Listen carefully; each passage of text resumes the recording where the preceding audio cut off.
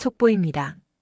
북유럽의 나토 핵심 국가 노르웨이가 18억 달러 규모의 장거리 정밀 타격 시스템 사업에서 독일과 미국을 제치고 한국의 K239 천무를 선택했습니다. 2025년 12월 노르웨이 의회는 천무 도입안을 과반 찬성으로 통과시켰습니다. 이로써 한화 에어로스페이스는 15대에서 20대 규모의 천무 발사대를 노르웨이에 공급하게 됩니다.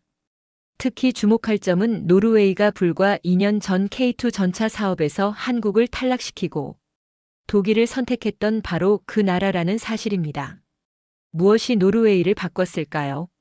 유럽 방산 공급망 위기 속에서 한국이 보여준 것은 단순한 기술력이 아니었습니다. 그건 신뢰였죠. 오늘은 노르웨이 국방물자청 평가팀장의 시선으로 이 극적인 역전의 순간을 따라가 보겠습니다.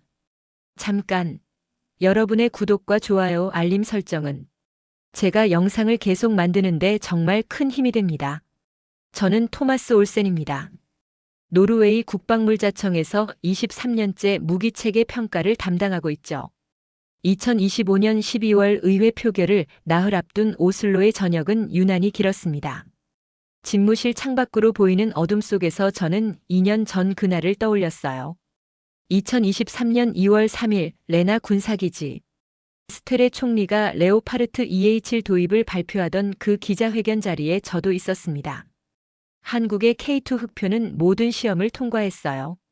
북극권 혹한 기동성, 화력, 방호력 모두 독일 전차와 동등 이상이었죠. 하지만 결정은 달랐습니다. 독일이었어요.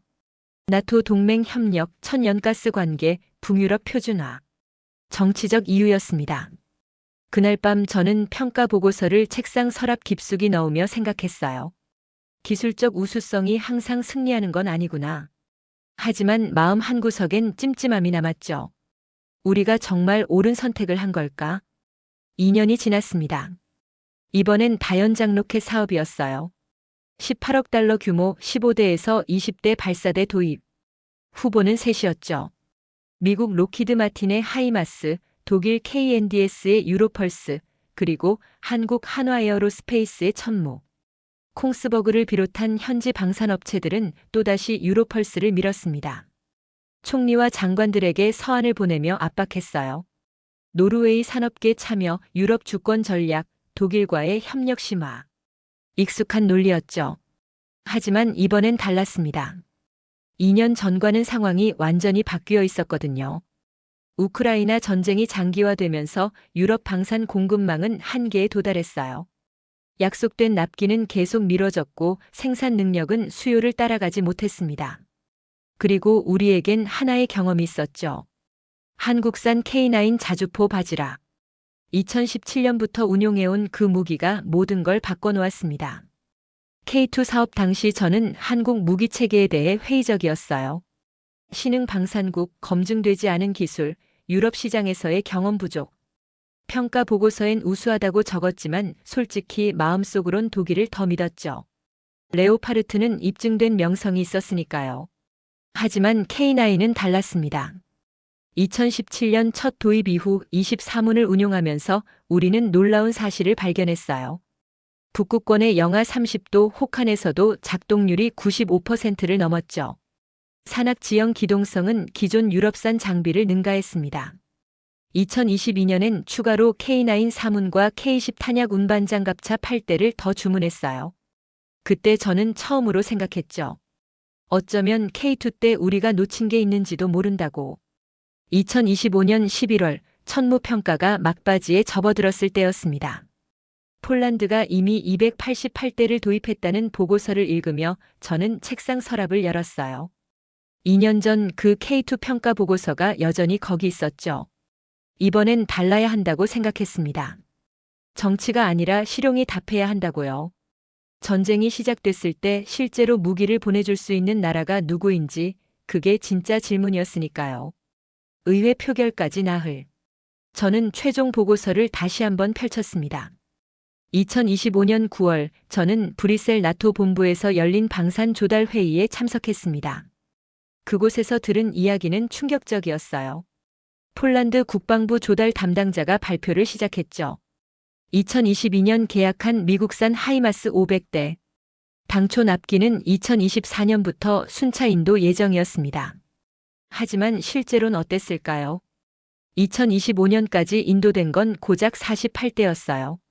록히드 마틴은 우크라이나 지원 물량 때문에 생산 라인이 포화 상태라고 했습니다. 폴란드는 할 수 없이 계획을 수정했죠. 주문 물량을 절반으로 줄이고 나머지는 한국 천무로 대체했어요. 288대를 주문했고 2023년 8월부터 실제 인도가 시작됐습니다. 회의실엔 침묵이 흘렀어요. 에스토니아 대표가 손을 들었죠. 자국도 비슷한 상황이라고 했습니다. 독일에 주문한 장비들이 계속 지연되고 있다고요. 핀란드 대표도 고개를 끄덕였습니다. 모두가 같은 문제를 겪고 있었어요. 저는 그때 깨달았어요. 이건 단순한 납기 문제가 아니었습니다. 유럽 방산 산업 전체의 구조적 한계였죠. 평화 시기에 최적화된 생산 체제는 전시 수요를 감당할 수 없었어요. 수십 년간 평화 배당을 누리며 생산 설비를 축소한 대가였습니다. 오슬로로 돌아온 저는 곧바로 조사에 착수했습니다. 독일 KNDS의 유로펄스 생산 능력을 분석했어요. 연간 생산 가능 대수는 12대에서 15대 수준. 우리가 원하는 20대를 받으려면 최소 2년이 걸리는 계산이었죠. 미국 하이마스는 더 심각했어요. 우크라이나 지원이 최우선이었고 나토 회원국 주문은 그 다음이었습니다. 납기 보장이 불가능했죠. 록히드 마틴의 FMS 방식은 미국 정부 승인이 필요했고 우선순위는 미군과 우크라이나였어요. 반면 한국은 달랐어요. 한화 에어로스페이스는 이미 폴란드에 288대를 공급하는 계약을 이행 중이었습니다. 2023년부터 2025년까지 100대 이상을 실제로 인도했죠. 생산 속도가 증명됐어요. 약속을 지키는 나라였습니다. 10월에 저는 독일 디펜스 업체 관계자와 전화 통화를 했습니다. 그는 솔직하게 인정했어요. 유로펄스 양산 체제 구축에는 최소 18개월이 더 필요하다고. 네덜란드, 덴마크, 독일이 이미 주문한 물량도 아직 대기 중이라고 했죠. 저는 물었습니다. 그럼 노르웨이 물량은 언제 받을 수 있느냐고. 대답은 애매했어요. 2028년 이후가 될 거라고 했죠. 그것도 확실하진 않다고요.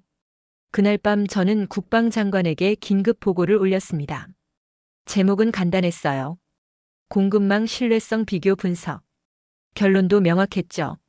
한국만이 우리가 필요한 시기에 필요한 물량을 제공할 수 있다고. 러시아의 위협은 2028년을 기다려주지 않을 테니까요. 11월 첫째 주 저는 폴란드 바르샤바로 출장을 떠났습니다. 폴란드군 제18기계화 사단을 방문하기 위해서였죠. 그곳에서 저는 호마르 마이너스 K를 직접 봤어요. 폴란드가 현지화한 천무 시스템이었습니다. 옐츠 8X8 트럭 셰시에 한국산 발사대를 통합했고 토파즈 전투관리 시스템과 연동됐죠. 사단장 야쿱 코발스키 대령이 저를 사격장으로 안내했습니다. 그는 자랑스럽게 말했어요. 2023년 8월 첫 인도 이후 지금까지 100대 이상이 배치됐다고. 작전 가동률은 92%를 넘는다고 했죠. 저는 물었습니다.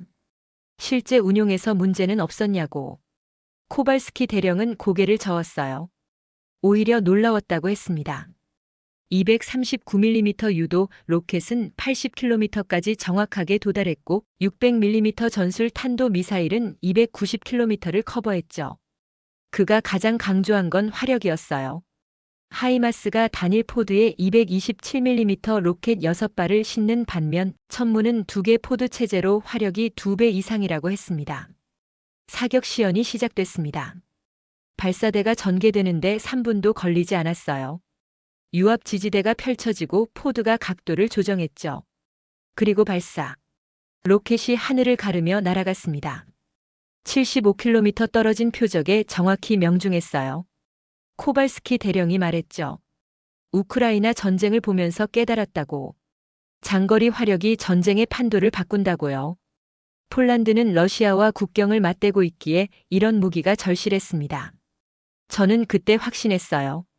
이건 단순한 무기가 아니라 전략 자산이라고. 그리고 폴란드가 증명한 사실이 하나 더 있었죠. 한국은 약속을 지킨다는 것. 다음 날 저는 K9 바지라 운용부대도 방문했습니다. 천무와 K9이 함께 배치된 포병 연대였어요. 연대장이 설명했죠. 155mm K9 자주포는 40km 이내 목표를, 천무는 80km 이상 장거리 목표를 담당한다고요. 연대장은 한 가지 사실을 강조했습니다. 단일 공급원의 이점이라고요. 부품 조달, 정비 훈련, 소프트웨어 업그레이드 모두 한화에어로스페이스 하나로 해결된다고 했어요. 저는 노트에 적었습니다. 노르웨이도 이미 K9을 운용 중이다. 천무를 도입하면 같은 생태계가 완성된다고요. 이건 단순한 무기 구매가 아니라 시스템 통합이었습니다. 폴란드 국방부 조달 담당자와의 저녁 식사 자리였어요. 그가 말했죠. 한국은 기술 이전에도 적극적이라고. 폴란드는 후타 스탈로바볼라 공장에서 발사대 모듈을 현지 생산하기 시작했다고요. 오슬로로 돌아오는 비행기 안에서 저는 보고서를 작성했습니다. 폴란드 운용 사례 분석. 결론은 명확했어요. 천무는 검증된 무기 체계다. 북극권 환경에서도 충분히 작동할 것이다. 11월 중순 저는 평가팀과 함께 최종 비교 분석에 들어갔습니다. 세 후보를 놓고 15개 평가 항목을 검토했어요. 첫 번째 항목은 기술 성능이었습니다. 하이마스는 227mm 로켓으로 80km 사거리를 제공했죠. 검증된 시스템이었지만 화력 밀도가 낮았어요. 유로펄스는 이론상 우수했어요.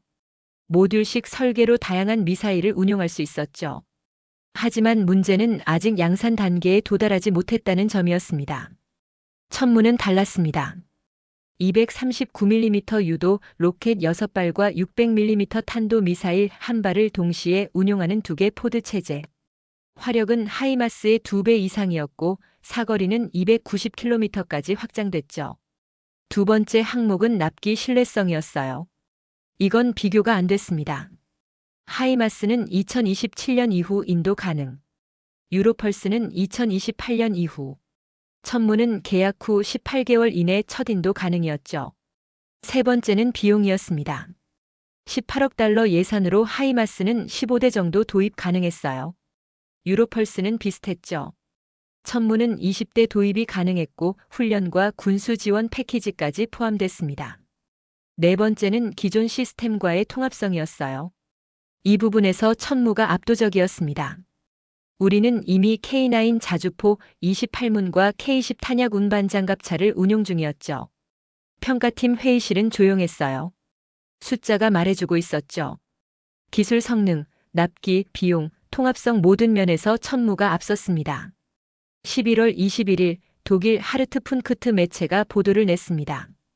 노르웨이가 유로펄스를 경쟁에서 제외했다는 내용이었어요. 콩스버그와 아케르 그룹이 즉각 반발했습니다. 총리와 장관들에게 서한을 보냈어요. 하지만 숫자는 명확했습니다. 저는 국방장관 회의에서 발표했어요. 유로펄스 탈락 사유를 설명했죠. 첫째, 양산체제 미비로 2028년 이전 납품 불가능.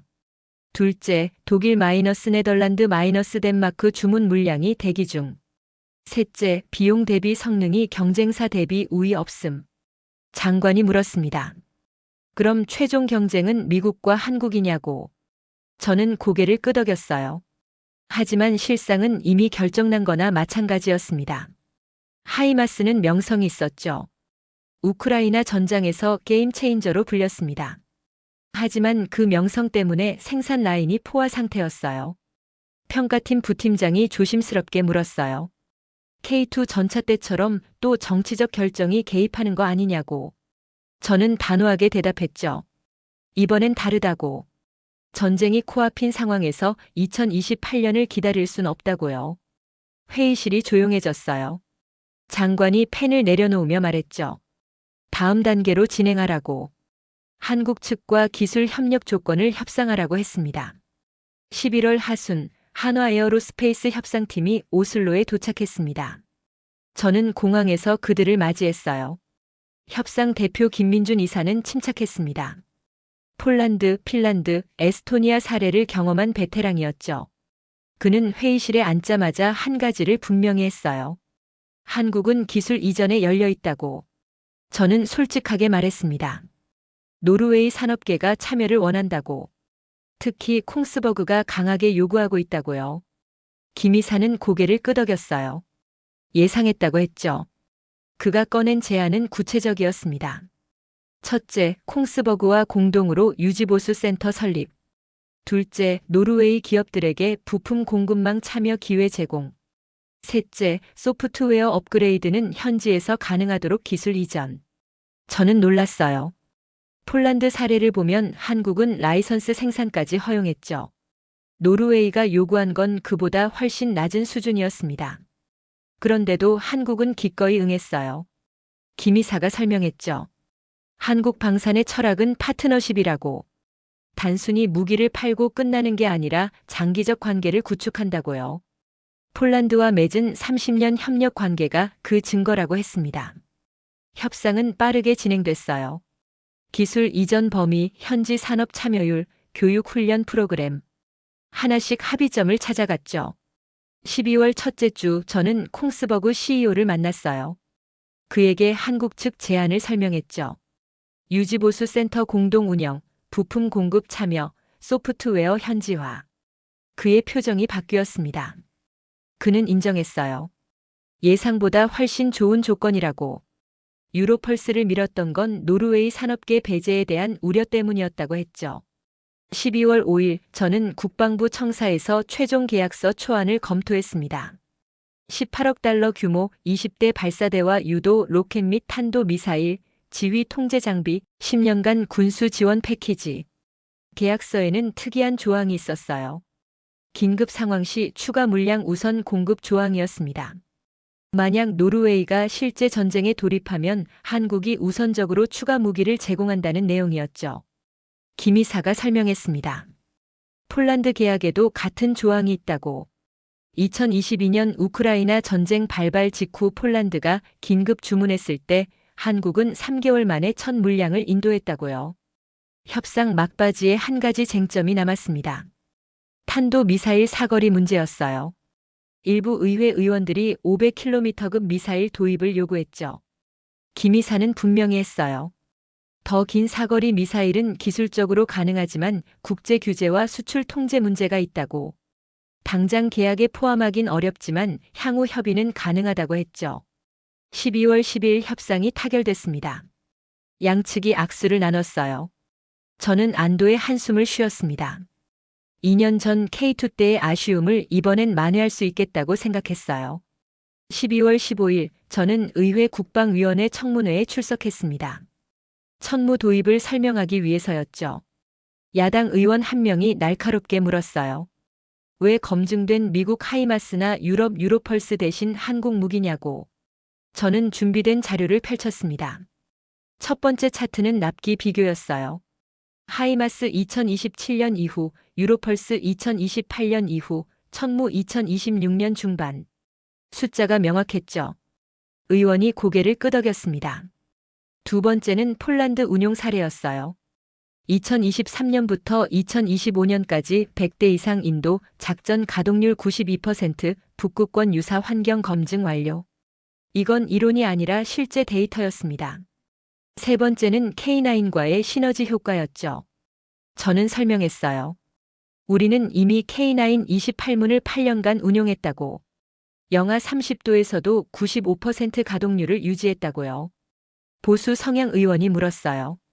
한국은 나토 회원국도 아닌데 안보 협력이 가능하냐고. 저는 대답했죠. 오히려 그게 장점이라고. 폴란드 사례를 보세요. 미국과 독일은 정치적 고려로 납기를 지키지 못했습니다. 한국은 계약만 이행했어요. 특정 강대국에 종속되지 않은 대체 공급망. 그게 우리에게 필요한 거라고 했죠. 진보 성향 의원이 비용을 물었습니다. 18억 달러가 적절하냐고. 저는 비교표를 보여줬어요. 하이마스 15대에 18억 달러, 천무 20대에 18억 달러. 대당 가격이 30% 저렴했죠. 청문회는 3시간 동안 이어졌습니다. 질문은 계속됐지만 답은 준비돼 있었어요. K2 때와는 달랐죠. 이번엔 모든 데이터가 한국 편이었습니다. 러시아의 위협은 현실입니다. 북극권에서 그들의 군사 활동이 증가하고 있어요. 바렌츠의 해군 기지가 확장됐고 장거리 미사일이 배치됐죠. 우리는 지금 당장 대응 능력이 필요합니다. 2028년까지 기다릴 수 없어요. 천무는 2026년 중반부터 인도됩니다. 2년의 차이가 국가 안보를 좌우할 수 있어요. 국방위원장이 정리 발언을 했습니다. 한국 무기 도입이 나토 표준화에 어긋나지 않냐는 우려가 있다고. 하지만 폴란드, 핀란드, 에스토니아도 같은 선택을 했다고 했죠. 청문회가 끝났어요. 의원들이 하나둘씩 떠났죠. 국방위 간사가 다가와서 귓속말로 말했습니다. 표결은 통과될 거라고. 저는 복도로 나와 창밖을 바라봤어요. 오슬로 시내가 내려다 보였죠. 2년 전 K2 청문회 때도 이 창가에 섰었습니다. 그때는 무력감을 느꼈어요.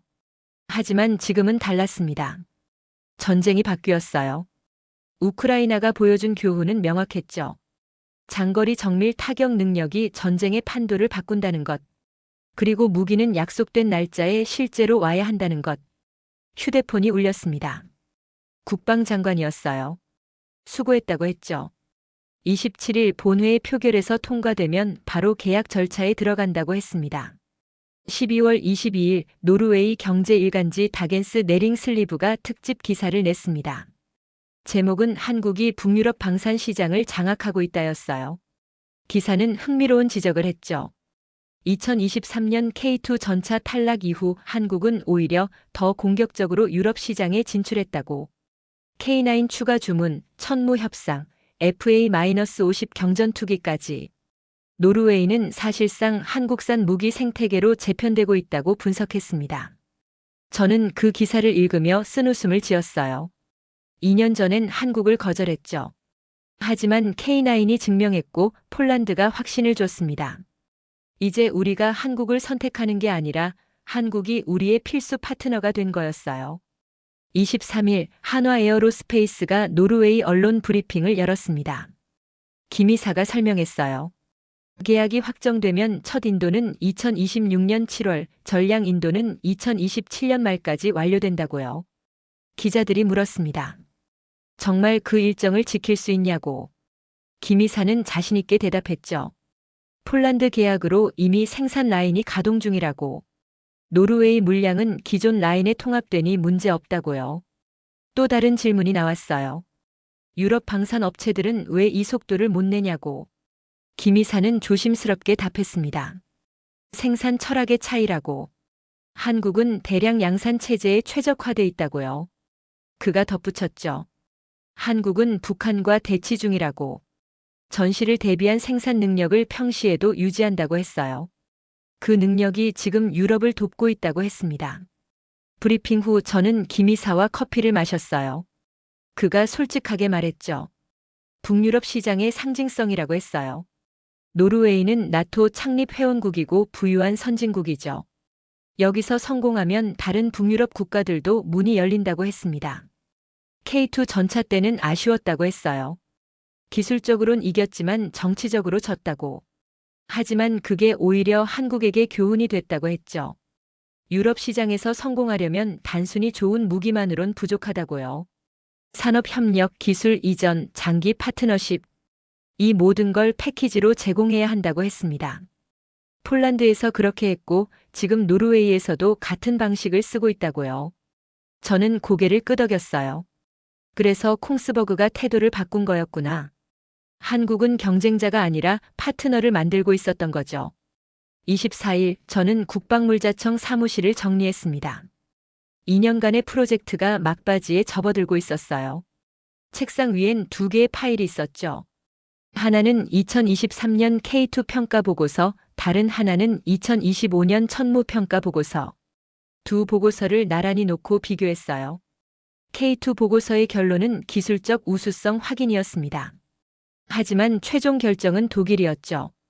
천무 보고서의 결론은 유일한 실용적 선택이었어요. 그리고 이번엔 한국이 선택됐습니다. 무엇이 바뀐 걸까요? 전쟁이 바뀌었어요. 우크라이나가 모든 걸 바꿔놓았죠. 약속과 명성이 아니라 실제 인도 능력이 중요해진 겁니다.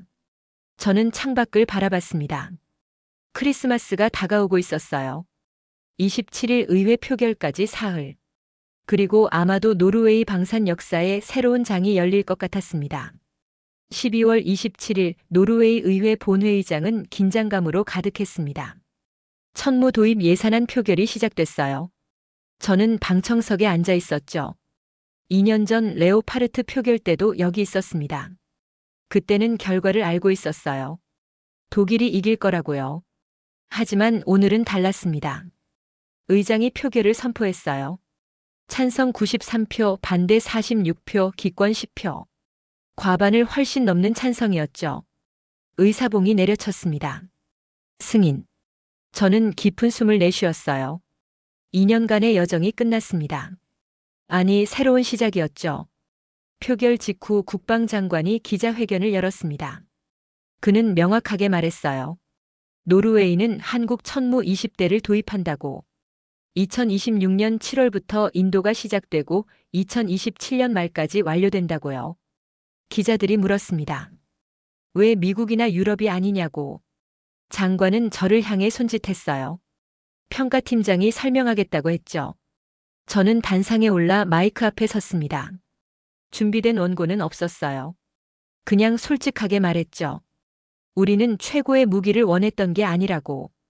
필요한 시기에 실제로 받을 수 있는 무기를 원했다고 했어요. 한국만이 그걸 줄 수 있었다고요. 폴란드가 증명했습니다. 288대를 주문했고 100대 이상이 실제로 왔어요. 작동했고 효과적이었죠. 우리도 같은 걸 원했습니다. 그리고 K9이 신뢰를 만들었다고 했어요. 8년간 28문을 운용하며 우리는 한국 무기의 품질을 알게 됐다고. 북극권 혹한에서도 작동한다는 걸 확인했다고 했죠. 마지막으로 저는 한 가지를 덧붙였습니다. 이건 단순한 무기 구매가 아니라고. 새로운 파트너십의 시작이라고요. 기자회견이 끝나고 저는 김 이사와 악수를 나눴어요. 그가 웃으며 말했죠. 2023년 K2 때의 빚을 갚았다고. 저는 고개를 저었습니다. 빚이 아니라고. 그때 경험이 지금의 성공을 만들었다고요. 그날 저녁 저는 집무실에서 혼자 남았습니다. 책상 서랍을 열어 K2 평가 보고서를 꺼냈어요. 마지막 페이지를 펼쳤죠. 거기엔 제가 2년 전 적어둔 메모가 있었어요. 기술적 우수성이 항상 승리하는 건 아니다. 하지만 언젠가는 실력이 인정받는 날이 올 것이다. 그날이 왔습니다. 한국은 기다렸어요. 계속 발전했고 계속 증명했죠. 그리고 세계가 바뀌었을 때 준비돼 있었습니다. 12월 30일 한국 언론들이 노르웨이 계약 소식을 대서특필했습니다. 북유럽 나토 창립 회원국 수출 성공. 유럽 방산 시장 교두보 확보. 저는 그 기사들을 읽으며 생각했습니다. 한국 입장에선 승리겠죠. 하지만 우리 입장에선 필요한 선택이었다고요. 서로가 필요로 해서 만난 파트너십이었습니다. 2026년 1월 초 정식 계약서에 사인이 됐어요. 18억 달러, 천무 20대, 10년 군수 지원. 노르웨이와 한국의 장기 협력이 시작된 순간이었죠. 김 이사가 떠나기 전 저에게 말했습니다. 7월의 첫 인도 때 꼭 한국에 오라고. 공장에서 직접 노르웨이향 천무가 출고되는 걸 보라고 했어요. 저는 약속했죠. 꼭 가겠다고. K2 때 못다한 이야기를 천무로 완성하고 싶다고 했습니다. 지금 생각해보면 K2 탈락이 오히려 축복이었는지도 모르겠어요. 그게 없었다면 우리는 K9을 그렇게 열심히 운용하지 않았을 겁니다. 실패가 더 큰 성공을 준비했던 겁니다. 의회 표결 일주일 후 저는 책상을 정리했어요. 다음 프로젝트로 넘어가야 했죠. 하지만 서랍 한 칸은 비워뒀습니다. 2026년 7월 한국에서 돌아오면 거기에 새로운 보고서를 넣을 예정이었어요. 제목은 이미 정해뒀습니다. 천무 도입 프로젝트 완료 보고서. 그리고 부제는 이렇게 쓸 겁니다. 실용이 이상을 이긴 날. 노르웨이의 선택은 특정 무기 하나에 대한 결정이 아니었습니다. 그건 질문이었죠. 전쟁이 시작됐을 때 누가 실제로 무기를 보내줄 수 있는가? 2년 전 K2 전차 사업에서 한국은 기술로 증명했지만 정치로 패배했습니다. 하지만 그 사이 K9 자주포는 북극권 혹한 속에서 묵묵히 신뢰를 쌓아갔죠. 폴란드의 288대, 핀란드와 에스토니아로 확산되는 천모. 유럽이 필요로 하는 건 화려한 약속이 아니라 지킬 수 있는 납기였습니다. 그리고 그 질문에 한국이 답이 되기 시작한 겁니다. 이런 국제 안보 이슈와 사실 기반 군사 분석을 계속 보고 싶다면 구독과 좋아요로 응원해주세요. 댓글로 여러분의 생각도 들려주시고요. 지금까지 별빛 사연소였습니다. 감사합니다.